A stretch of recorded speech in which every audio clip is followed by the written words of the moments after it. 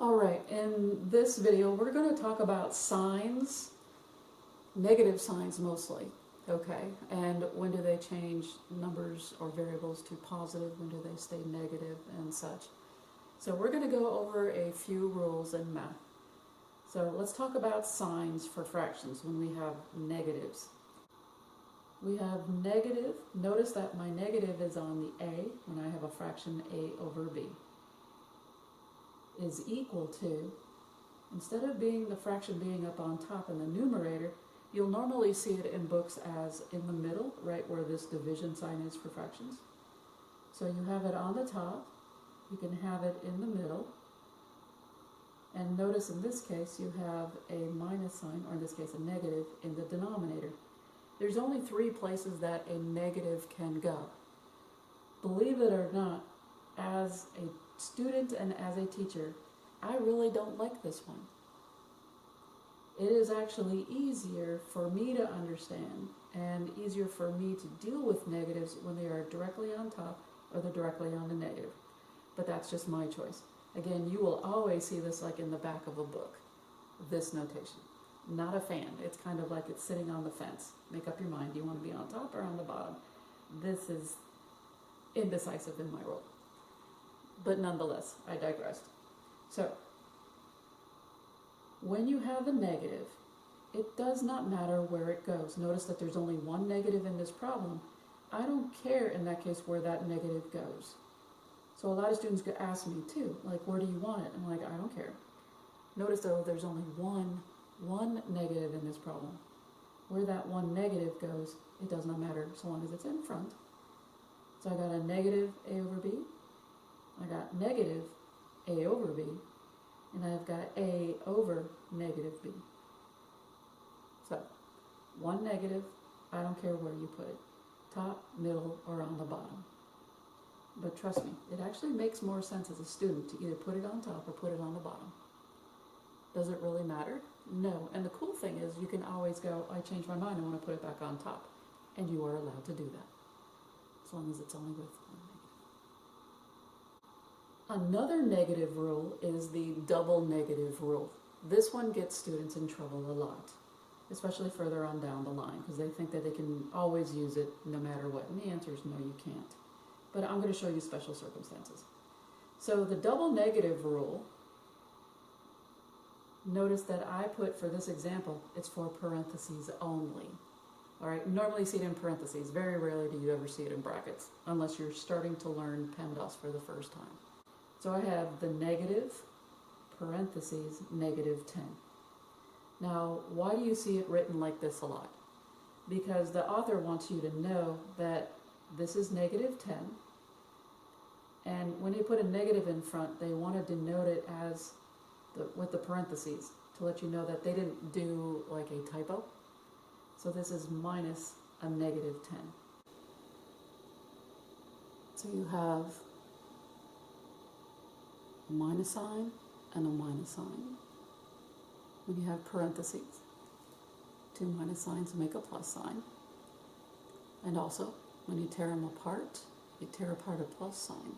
Plus signs are made up of 2 minus signs. So this is kind of why the double negative rule works on parentheses only. So 2 negatives make a plus.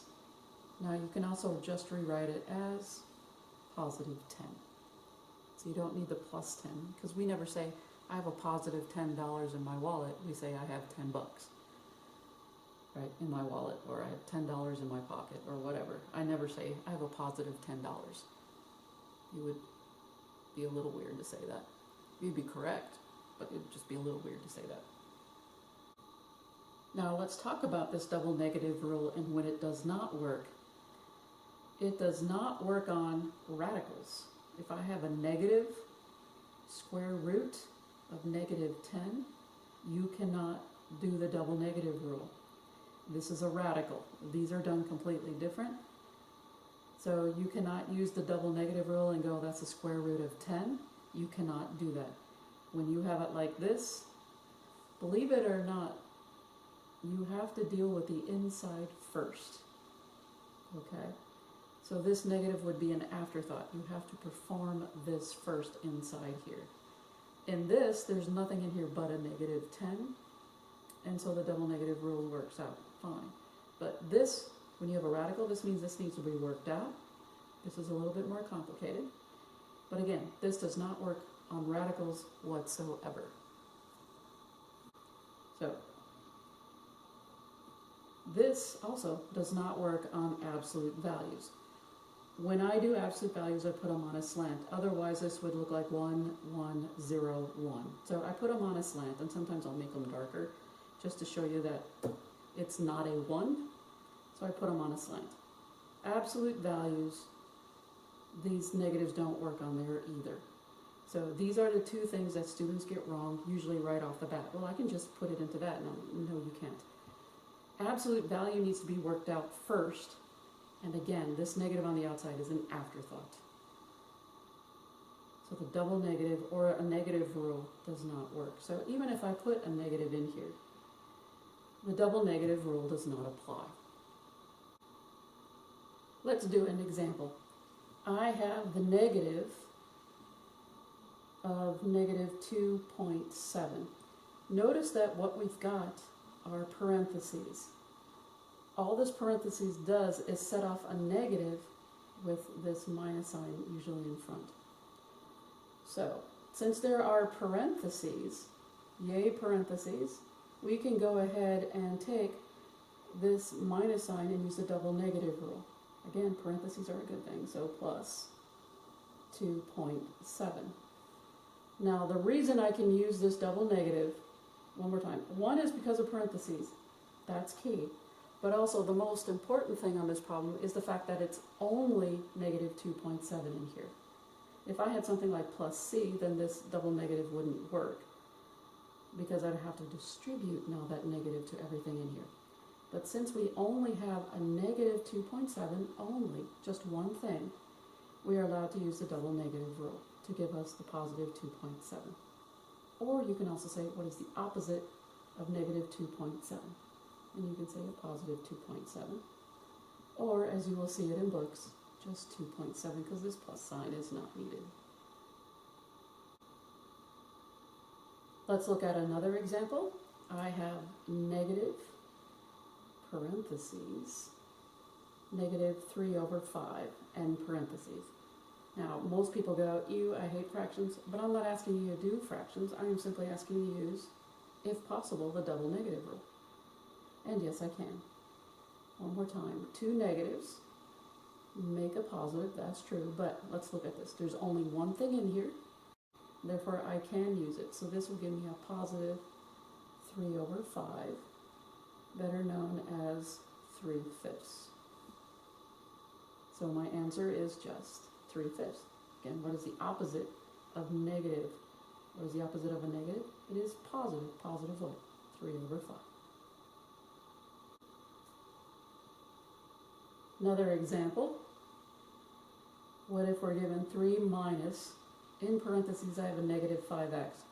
Now one more time, the reason why they've got a parentheses around a negative 5x is to let you know it's not a typo, and that you are given, and this is what the parentheses do, they set off the fact that this is a subtraction problem, and that on the other side of the subtraction problem is a negative 5x. So it's mostly just for show, okay, and for clarity. What is the opposite of a negative 5x? Positive 5x. Again, the reason we can change the sign and do only that is because there is only one thing in here. Again, it's not like negative 5x plus happy face or plus t. So there's only one thing in here, so it only affects this, it only changes this sign. Now, are these like terms? No, because this has an x, this does not. This will feel unfinished, but that's our answer. 3 plus 5x. What happens if we are given negative 2 minus, and again these parentheses set off a negative 3 over 7x. Alright, so we've got this x on the side. Oh, let's talk about this a little. So when you normally see that x on the side, this x on the side is really like saying negative 3x over 7. Okay. So it's actually clear when you write it like this, because this x on the side is saying negative 3 over 7 times, now this x on the side is really written as a fraction as x over 1, which is how I can put this x up on top. This is really not a great format to see, but I thought an explanation might make things a little clearer when you go into your book. So there's only one thing going on in here, there's only one term. So what is the opposite of a negative? And again, it's positive. So we can go straight to saying negative 2 plus, because we said double negative was a positive, you have 3 over 7 x. I'm leaving the x on the side. It does not change the negative 2 in front. The negative 2 remains a negative 2. This minus sign only affects whatever follows behind it. And again, one thing in here, only this thing will change. Alright, let's go over this one more time, because it was written really small, so let's rewrite this a little bit. 3 over 7x. Alright, 3 over 7x with x on the side, or sometimes you'll see it like written down here, but usually it's written like floating in midair. This is written as 3x over 7, because again, this x, which seems to be free floating or is on the side, is really a fraction, x over 1. And when you multiply fractions, you just multiply straight across. That's why you get 3x over 7. Now,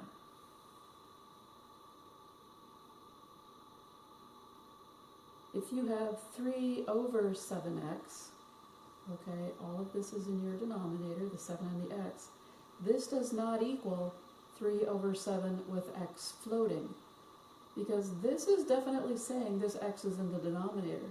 When it's floating like this, you are assuming that it is x over 1. Well, x in this case is in the numerator. This x is in the denominator. These two are not the same thing. This is 3 over 7x. This is like saying, let me just put in parentheses on the side, this is like saying 3x over 7. So these two represent 3x over 7, not 3 over 7x. This is the only way to write this problem. There's no other way, unlike the floating x on the side or putting the x up on top. Or as you will see it in some other books, this will be 3 over 7 and they'll put the x over here, almost like it's in the denominator, but it's not, it's really far away. So you can see why it's almost important to write it like this, 3x over 7, instead of having it just floating in free air here, so you definitely know where it's at. So 3 over 7x does not equal 3 over 7 floating x. It does not equal 3x over 7. 3 over 7x is 3 over 7x. There's no other way to write this. That is in the denominator. That is the end of that problem. I just wanted to go over it a little bit with you guys. Hopefully this helps. I will see you on the flip side. Hasta la pasta.